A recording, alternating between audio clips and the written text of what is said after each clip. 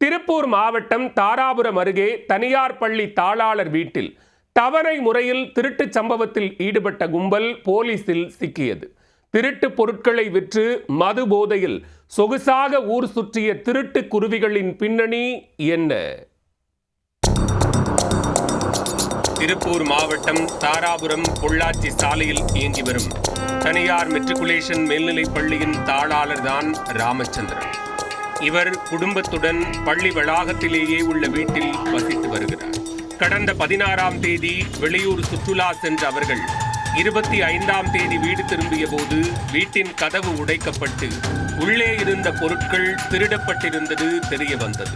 வீட்டில் இருந்த மின் மோட்டார், 1 லட்சம் ரூபாய் மதிப்புள்ள தொலைக்காட்சி பெட்டி, 25 கிலோ எடையுள்ள பித்தளை பாத்திரங்கள், சிலிண்டர், கேஸ் ஸ்டவ் உள்ளிட்ட பல பொருட்களை களவாடியுள்ளன. இதனால் அதிர்ச்சி அடைந்த ராமச்சந்திரன் தாராபுரம் காவல் நிலையத்தில் புகார் அளித்தார்.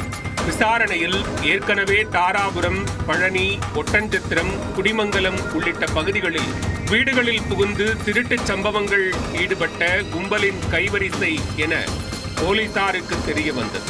அதில் கைரேகை நிபுணர்கள் மூலம் துப்பு கிடைக்க தாராபுரத்தைச் சேர்ந்த ரவி, சலீம் ஆகிய இருவரை பிடித்து விசாரணை நடத்தியதில் பள்ளி தாளாளர் வீட்டில் கொள்ளையடித்த குருவிகள் இவர்கள்தான் என்பது உறுதியானது.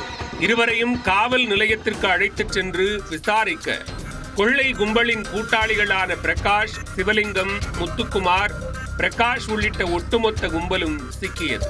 இந்த 7 பேரும் வீட்டின் உரிமையாளர்கள் வெளியூர் சென்றதை அறிந்து ஒரு நாள் விட்டு ஒரு நாள் என தவணை முறையில் ஒவ்வொரு பொருட்களாக திருடிச் சென்று விற்பனை செய்ததும், அந்த பணத்தில் மது மற்றும் கஞ்சா போதையில் உல்லாசமாக சுற்றித் திரிந்ததும் விசாரணையில் தெரிய வந்துள்ளது.